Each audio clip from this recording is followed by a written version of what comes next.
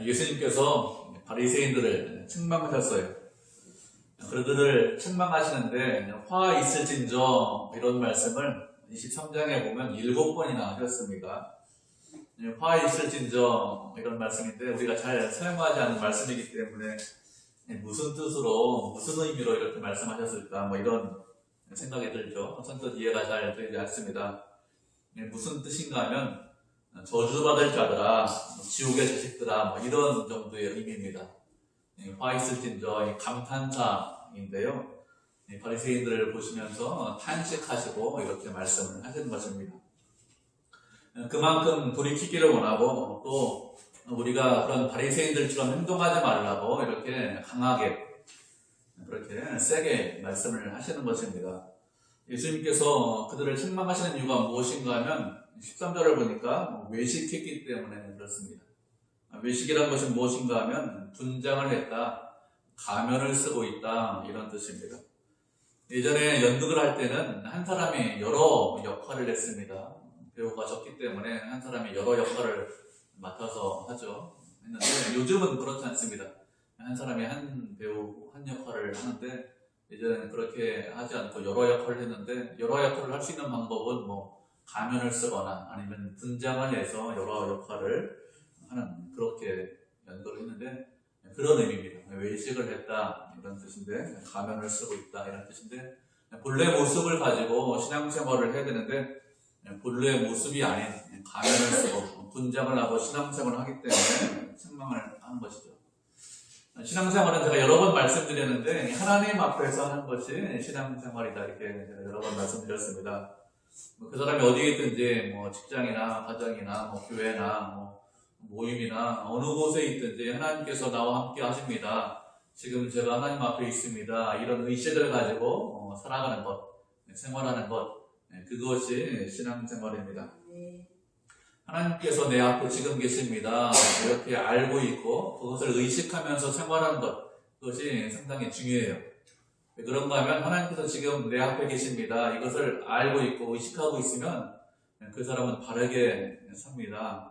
누가 있든지 없든지 정직하게 살려고 노력을 하죠. 하나님 앞에서 생활하면 그러면 우리의 부족한 것들이 보이죠. 우리의 연약한 것들이 다 보입니다. 내 힘과 내 능력으로 죄를 이기지 못한다는 것을 알고 있죠. 그리고 우리가 악하다, 약하다, 추하다, 보잘것없다 이런 것들이 잘 보입니다. 다 보이죠. 그러면 어떻게 될까요? 그런 것들이 보이면 하나님께 은혜를 구해야 됩니다. 하나님 제 힘과 제 능력으로 도저히 어떻게 하지 못합니다. 하나님께서 말씀하신 조그만 것도 제 힘으로는 지킬 수 없습니다. 그러니 주님 저를 좀 불쌍히 여겨주십시오. 이런 기도가 저절로 나올 수밖에 없죠. 이런 마음이 드는 것, 이런 기도가 나오는 사람이 하나님과 동행하는 사람이고 하나님과 함께하는 사람입니다. 그런데 바리새인들은 그렇게 생각하지 않았어요. 신앙생활이 무엇이냐? 신앙생활이라는 것이 하나님의 율법을 지키는 것이 신앙생활이다 이렇게 생각을 했습니다.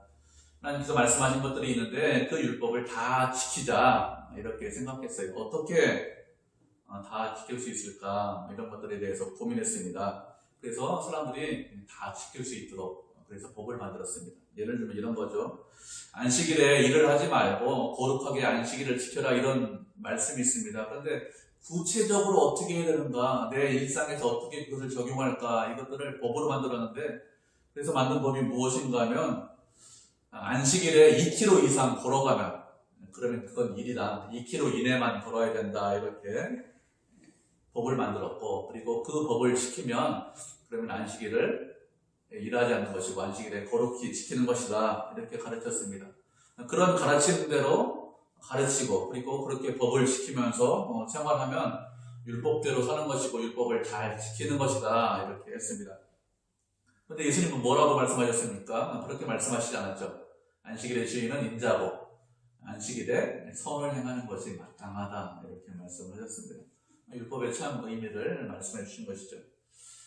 바리새인들이 이렇게 율법을 생각한 이유가 무엇인가 하면 하나님의 말씀을 단순히 인간의 윤리와 도덕 정도로 생각을 해서 이렇게 하는 것입니다. 그렇게 해야 그래야 말씀을 지킬 수 있기 때문에 그렇습니다. 세상의 윤리와 도덕으로 끌어내려야만, 그래야 하나님의 말씀을 지킬 수 있기 때문에 도덕으로 끌어내려서, 윤리로 끌어내려서 말씀을 지켰습니다. 그런데 그 말씀을 다 지켰느냐 하면 그것도 지키지 못했어요. 율법을 지키다 보니까 자신들이 만든 것도 다 지킬 수 없다는 것을 깨닫게 되었습니다. 그래서 한 것이 무엇이냐? 외식을 했습니다. 율법을 다 지키지 못하면 어떻게 될까요? 왜 율법을 지키지 못할까? 무엇이 잘못되었을까? 하나님 말씀대로 살려고 하는 거잖아요. 하나님 말씀대로 살려고 하는데 왜 말씀대로 살지 못합니까? 이렇게 하면서 하나님께 여쭈어봐야 됩니다.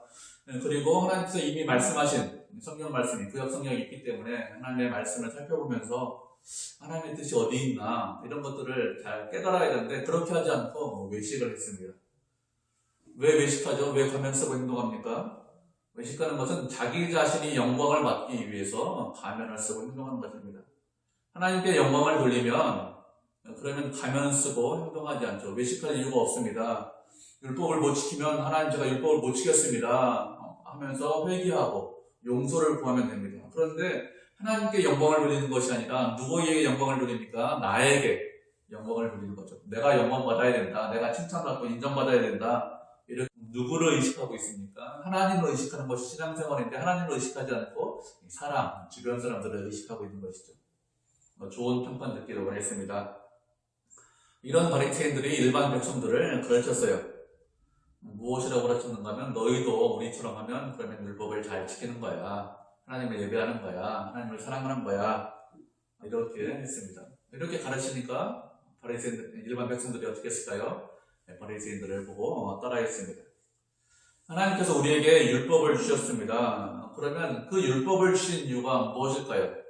율법이 무엇입니까? 율법을 가장 쉽게 설명하면 하나님께서 무엇을 해라, 무엇을 하지 말라 이렇게 말씀하셨는데 무엇을 해라, 하지 말라 말씀하신 모든 것들이 율법입니다. 그러면 무엇을 해라, 무엇을 하지 말라 말씀하신 이유가 무엇일까요? 왜 그런가 하면 하나님 보시기에 합당한 것이 무엇인지, 하나님 보시기에 합당하지 않은 것이 무엇인지 깨닫게 하기 위해서 우리에게 말씀을 하신 것입니다. 율법을 보면, 하나님께서 말씀하신 것을 보면 하나님께서 무엇을 기뻐하시는지, 무엇을 싫어하시고 무엇을 미워하시는지 이런 것들을 깨달을 수 있습니다. 분명하게 알 수 있어요. 만약에 하나님께서 말씀하시지 않았다면, 율법을 주시지 않았다면 우리는 어떻게 생각할까요? 내가 좋아하면 하나님도 그거 좋아하실 거야. 내가 싫어하면, 내가 미워하면 하나님도 싫어하시고 하나님도 미워하실 거야. 이렇게 생각했을 것입니다. 그런데 그렇지 않아요. 하나님의 뜻과 우리의 뜻은 다릅니다. 어떻게 알 수 있죠? 말씀을 읽어보면 쉽게 알 수 있습니다. 내 생각과 내 뜻과 하나님의 말씀과 다르네. 쉽게 알 수 있죠. 그러면 하나님께서 말씀하신 것들 우리가 다 지킬 수 있습니까? 그렇잖아요. 율법을 다 지키지 못합니다.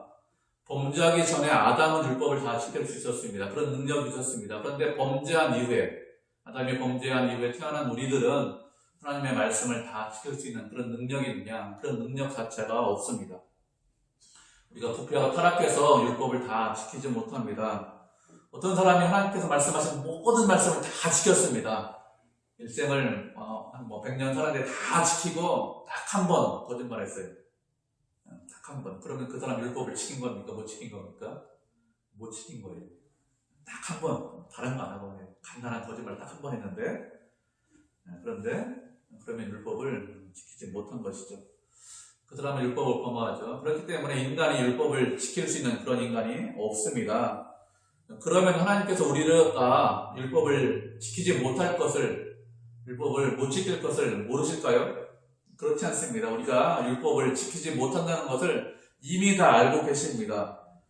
그런데 율법을 주셨어요. 그러면 왜 주셨습니까? 이미 지키지도 못할 걸 알고 계시는데 그런 율법을 무엇이라고, 왜 지키라고 주셨습니까? 세상의 법이 있습니다. 세상의 법은 시대가 바뀌고 세월이 지나면 그 법이 바뀝니다. 세상의 윤리와 도덕도 마찬가지입니다. 시대가 지나가면 예전과 지금의 윤리가 좀 달라지죠. 세상의 법이 바뀌고 윤리가 바뀌는 이유가 무엇일까요? 그것은 불완전하기 때문에 법과 도덕 이런 것들이 바뀌는 것입니다. 그렇지만 하나님의 법은 그렇지 않습니다. 하나님의 법은 완전해요. 사람이 지키지 못하는 이유가 무엇이냐? 사람이 타락해서 지키지 못하는 거예요.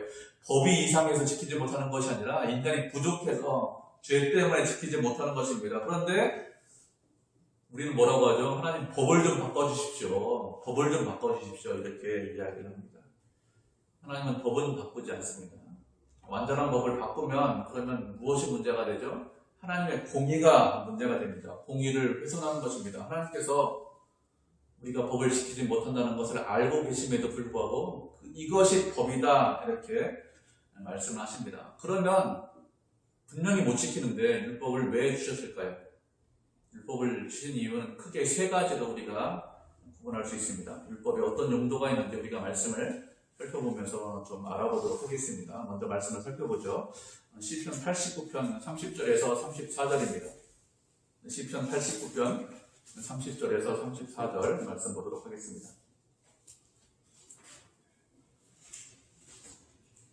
시편 89편 30절에서 34절입니다. 한 절씩 읽고 우리가 마지막 절 합독하도록 하겠습니다. 시편 89편 30절 제가 먼저 읽도록 하겠습니다. 만일 그의 자손이 내 법을 버리며 내 규례대로 행하지 아니하며 내 규례를 깨뜨리며 내 계명을 지키지 아니하며 내가 회초리로 그들의 죄를 다스리며 채찍으로 그들의 죄악을 벌하리로다. 그러나 나의 인자를 외에서 거두지는 아니하며 나의 성장도 빼앗지 아니하며 마지막 절 하시겠습니다. 내 언약을 깨뜨리지 아니하고 내 입술에서 낸 것은 변하지 아니하리로다. 아멘.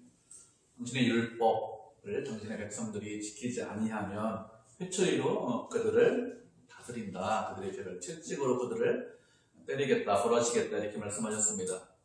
하나님께서 죄에 대해서 벌하십니다. 죄를 모른 척 하시고 그냥 넘어가시느냐? 그렇지 않아요. 죄를 지면 반드시 형벌을 받아야 됩니다. 반드시 형벌을 받아야 됩니다. 그래서 죄를 지면 그 형벌을 받지 않기 위해서 어떻게 됩니까? 회개해야 돼요. 돌이켜야 됩니다. 그런데 죄를 졌어요. 그럼에도 불구하고 우리가 벌을 받지 않습니다. 왜 벌을 받지 않죠? 하나님께서 우리에게 시간과 기회를 주신 것입니다. 시간과 기회를 주시고 스스로 돌이켜라 이렇게 말씀을 하시는 것이죠. 스스로 돌이키라고 시간과 기회를 주셨음에도 불구하고 그렇게 돌이키지 않으면 어떻게 됩니까? 돌이키지 않으면 하나님께서 반드시 벌하십니다. 하나님은 죄를 미워하십니다. 그 미워하시는 것을 그냥 모른 척하고 넘어가시는 법이 없습니다. 그렇게 생각하는 것 자체가 잘못된 생각이죠. 그렇기 때문에 우리가 시간이 있을 때 회개하고 돌이키는 것이 마땅한 것입니다. 율법을 주신 첫 번째 이유가 무엇인가 하면 우리가 이 세상을 살아가면서 선을 행하라고 율법을 주셨습니다. 악을 행하면 벌을 받아요. 왜 사람들이 악을 행하지 않을까요? 벌 받을까봐 두려워서 악을 행하지 않습니다. 야, 내가 이런 일 하면 천벌 받아. 우리만 그런 것이 아니라 세상 사람들도 그렇게 합니다. 우리는 이렇게 이야기하죠. 제가 하나님을 사랑합니다. 하나님 말씀대로 살겠습니다. 이렇게 해서 말씀을 지켜야 되는데 그렇게 해서 말씀을 지키는 사람이 거의 없습니다. 대부분 어떻게 하기 때문에 말씀을 지키느냐? 벌 받는 것이 두려워서 말씀을 지킵니다. 악을 행하지 않습니다. 율법은 인간이 죄를 행하는데 그 죄를 억제하는 그런 효과가 있습니다. 이것이 우리가 생각한 것 이상으로 상당히 좋은 기능입니다. 율법에 대해서 사람들이 부정적으로 생각하는데 그렇지 않아요. 죄지면 벌받아. 기본적으로 우리가 그런 생각을 하고 있습니다. 그래서 율법을 주셨는데 죄를 억제하는 그런 기능이 있습니다. 율법을 주신 첫 번째 이유죠. 율법을 주신 두 번째 이유가 무엇이냐? 그것은 초등교사 역할을 하라고 두 번째로 주셨습니다. 우리가 말씀을 한 구절 또 찾아보도록 하겠습니다. 갈라디아서 3장 24절입니다. 갈라디아서 3장 24절 말씀.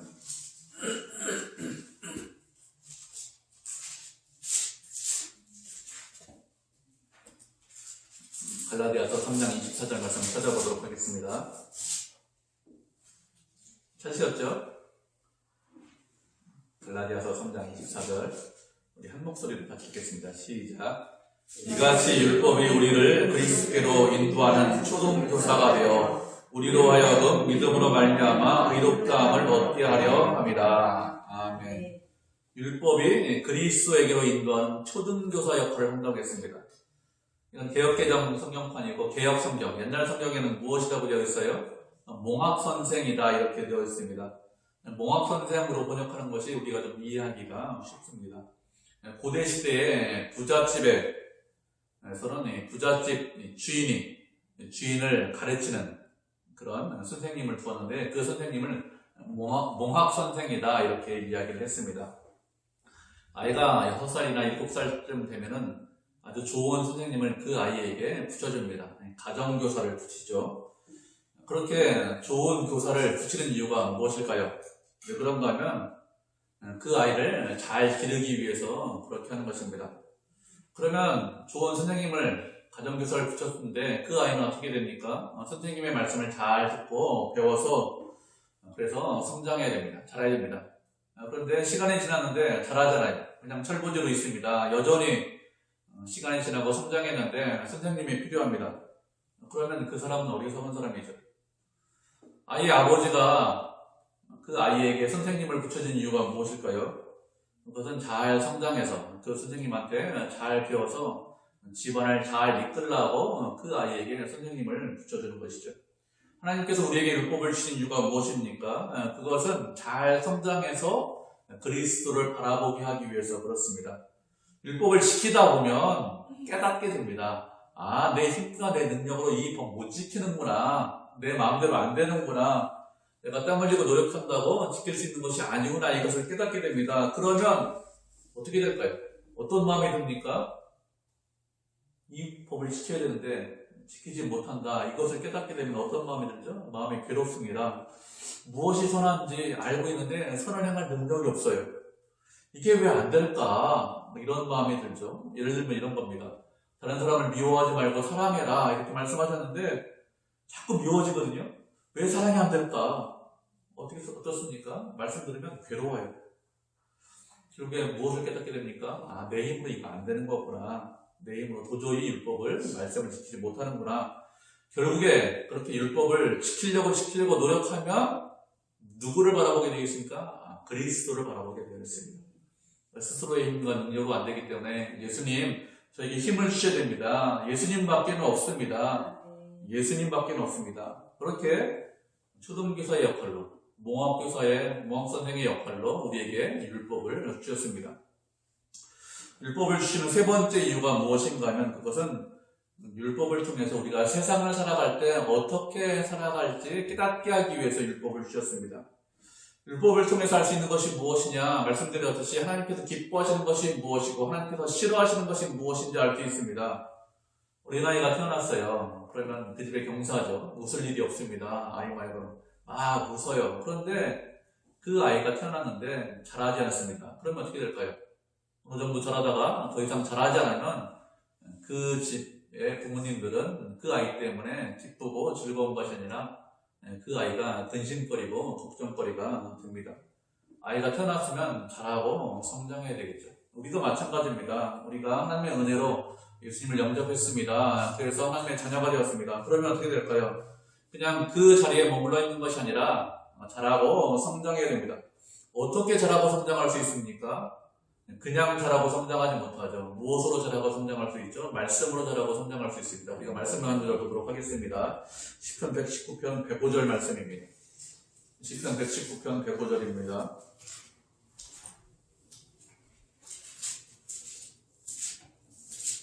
이게 잘하는 말씀이에요. 시편 119편 105절. 찾으셨죠? 한 절이니까 119편 105절 한 목소리로 우리 읽겠습니다. 시작. 주의 말씀은 내 발의 등이요 내 길에 빛이니이다. 아멘. 하나님께서 우리에게 여러 가지 말씀을 주시고 율법을 주신 이유가 무엇이냐?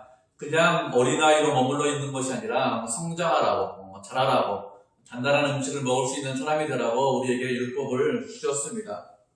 만약에 우리가 자랄 필요가 없다면, 성장할 필요가 없다면 율법을 주신 이유가 없어요. 그냥 요한복음 3장 16절 말씀 한 구절만 있으면 됩니다. 예수 믿으면 구원받아 천국과 그 말씀, 복음의 말씀 들으면 어떻게 되죠?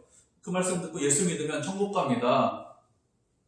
그런데 우리가 구원받은 것으로 끝나지 않아요. 구원받은 것은 끝이 아니라 시작이라고 했습니다. 구원받은 이후에는 우리가 하나님 보시기에 합당한 삶을 살아야 됩니다. 어떻게 합당한 삶을 살 수 있습니까? 하나님의 말씀을 통해서. 말씀에는 하나님의 영원한 성품이 배어 있습니다. 그래서 하나님의 뜻이 무엇인지 알 수 있습니다. 우리가 생활하면서 여러 가지 상황에 처합니다. 여러 가지 어려운 결정을 해야 됩니다.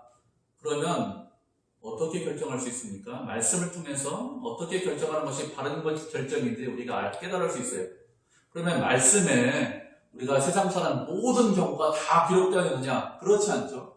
세상은 점점 복잡해집니다. 그리고 우리가 처한 상황은 말씀에 있는 상황이 아닌 여러 상황에 처해 있어요.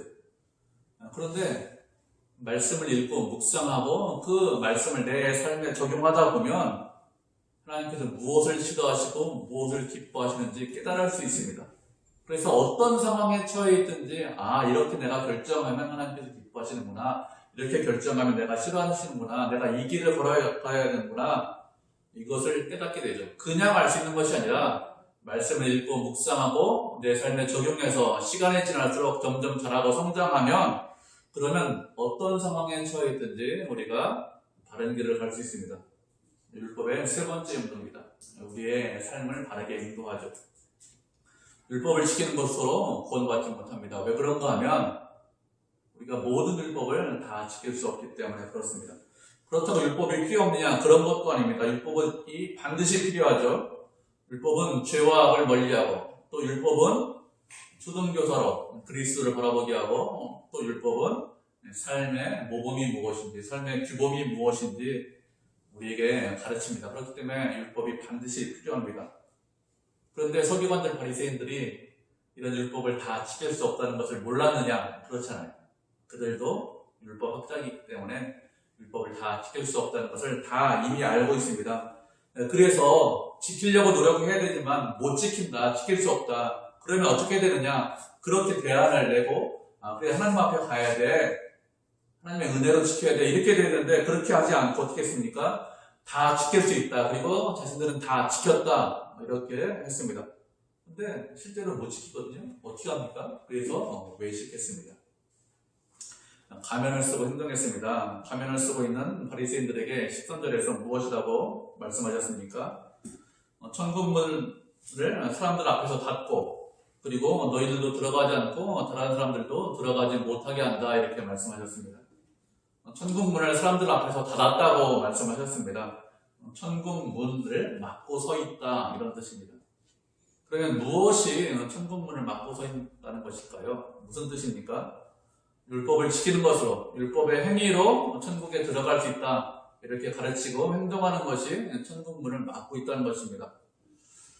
그들이 천국문을 막고 있습니다. 바리새인들이. 왜 그럴까요? 왜 그런가 하면 사람들이 그들의 행위를 보기 때문에 그렇습니다. 우리가 집에서 아이들을 가르치잖아요. 그러면 우리가 가르친 대로, 우리가 말한 대로 아이들이 행동합니까? 그렇지 않죠. 그러면 무슨 걱정을 하겠습니까? 아무런 걱정도 않죠. 아이들 때문에 근심하거나 걱정하지 않습니다. 부모가 말한 대로 행동하지 않고 부모가 행동을 한 대로 그대로 따라가죠. 그래서 사실 문제죠. 우리의 행동을 그대로 본받아서 하기 때문에. 그런데 예수님께서 말씀하시기를 바리새인의 행동을 본받으면, 바리새인의 행동을 따라하면 그러면 천국에 갈 수 있다, 이렇게 말씀하신 적이 한 번도 없습니다. 사람들이 보통 어떻게 행동을 하느냐? 앞에 있는 사람들을 따라가게 되어 있습니다. 우리가 보통 이렇게 이야기합니다. 하나님을 사랑합니다, 하나님의 말씀대로 살고 순종하겠습니다, 이렇게 보통 이야기하죠. 근데 구체적으로 어떻게 사는 것이 하나님의 말씀에 순종하는 것이고 하나님을 사랑하는 것이야, 이렇게 말하면 잘 알지 못합니다. 그래서 어떻게 하는가 하면 앞에 서 있는 사람들을 따라가게 되어 있어요. 저 사람이 참 믿음이 좋은 것 같아, 저 사람이 참 신앙이 훌륭한 것 같아, 그 사람을 좀 따라가면 되겠다, 저렇게 하면은, 저렇게 행동하면 나도 하나님을 사랑하는 거야, 이렇게 생각하죠. 보통 그렇게 삽니다. 그렇기 때문에 앞에 있는 사람들의 행동이 중요합니다. 사도들이 좋은 것이 무엇이 좋을까요? 사도들이 좋은 것은 예수님에게 말씀을 직접 배웠어요. 인간에게 배운 거 아닙니다. 예수님이 직접 이 말씀이 이런 의미야, 이렇게 설명해 주셨습니다. 얼마나 좋겠습니까? 그런데 그것보다 훨씬 더 좋은 것이 있습니다. 무엇인가 하면 3년 반 동안 예수님하고 같이 생활한 것. 먹고 자고 생활한 것입니다. 아침에 일어나서 같이 아침 먹고 점심에 전도하시거나 말씀 가르치는 거 같이 보고 그리고 저녁에 와서 쉴 때 같이 쉬고 또 뭐 예수님께서 쉴 때 있었겠죠. 같이 쉬고 생활하는 것을 직접 눈으로 다 봤습니다. 성경에는 예수님의 모든 행적이 다 기록되어 있잖아요. 요한복음 말씀에 보면 이 책에 예수님의 행적이 다 기록된 것이 아니다 이렇게 말씀하고 있습니다. 예수님께서 행하신 성경에 보면 예수님께서 행하신 것 중에서 우리 구원에 꼭 필요한 것, 우리 구원 이후의 생활에 꼭 필요한 것만 기록되어 있지 다른 것들은 기록되어 있지 않습니다. 만약에 예수님께서 행하신 모든 것들을 다 기록하려면 그러면 이 세상이 책으로 채워도 부족하다 이렇게 이야기를 했습니다. 그렇기 때문에 성경에서 기록된 말씀 말고도 예수님께서 말씀하신 많은 말씀들이 있습니다. 그런 것들을 사도들은 직접 눈으로 보고 경험했습니다. 형제를 사랑해라 이렇게 말씀하셨는데 어떻게 하는 것이 형제를 사랑하는 것인지 눈으로 직접 봤다니까요. 말씀으로 듣는 거하고 눈으로 보는 거하고 다르잖아요. 근데 사도들은 직접 어떻게 하는 것이 형제를 사랑하는 것인지 그 말씀을 어떻게 살아내는 것인지 그런 것들을 다 봤습니다. 그게 사도들의 가장 좋은 점이죠. 그런데 이스라엘 백성들은 누구를 본받았습니까? 바리새인들을 본받았습니다. 왜 그런가 하면 그들이 앞에 서 있기 때문에 그들이 지도자이기 때문에 그들을 본받았습니다. 그래서 할 수 있는 것이 뭐죠? 그래서 할 수 있는 것이 바리새인 이상 행동하지 못합니다. 사람들이 할 수 있는 것은 앞에 서 있는 사람 그 이상 행동을 하지 못해요. 그 이상 하지 못합니다. 우리가 신앙생활하면서 좋은 선배가 있으면 상당히 좋습니다. 좋은 선배의 본을 따라가면 신앙에 상당한 유익이 있습니다. 바울이 뭐라고 했습니까?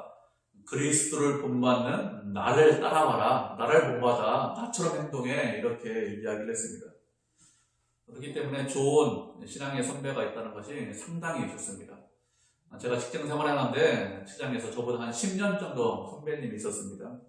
근데 그분은 점심시간에 사용해가지고 사람들에게 전도를 했는데 그 직장에서 한 10,000명 정도 더 전도를 했다고 합니다. 10년 넘게 전도를 하셨거든요.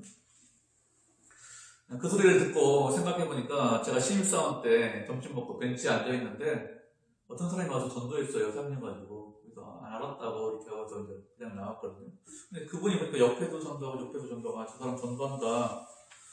근데 나중에 생각하니까 그분이 신입사원 때는 모르고 나중에 몇 년 지나서 알게 된 선배님이거든요. 그런데 그 직장에서 열심히 전도하는 그 선배님 때문에 사실 도전을 많이 받았습니다. 저 사람하고 나하고 차이 나는 것은 저 사람이 한 10년 선배일 것 뿐인데 똑같이 월급 받고 똑같이 예수 믿는데 왜 나는 저 사람처럼 안 될까 이런 것을 한참 많이 생각을 했습니다. 도전도 많이 받았죠. 그래서 주변에 좋은 신앙의 선배가 있으면 상당히 좋습니다. 근데 주변에 보니까 좋은 신앙의 선배가 없습니다. 그러면 좀 불행한 거예요. 하나님의 말씀을 가르치는 사람들은 있어요. 전문적으로 저처럼 신학교에 가서 배우고 그리고 그 배운 말씀을 가르치는 그런 목회자들은 꽤 있습니다. 그리고 뭐 요즘은 인터넷이 발달되어 있기 때문에 인터넷에 보면 물론 가려서 봐야 됩니다. 좋은 강의들이 많이 있습니다.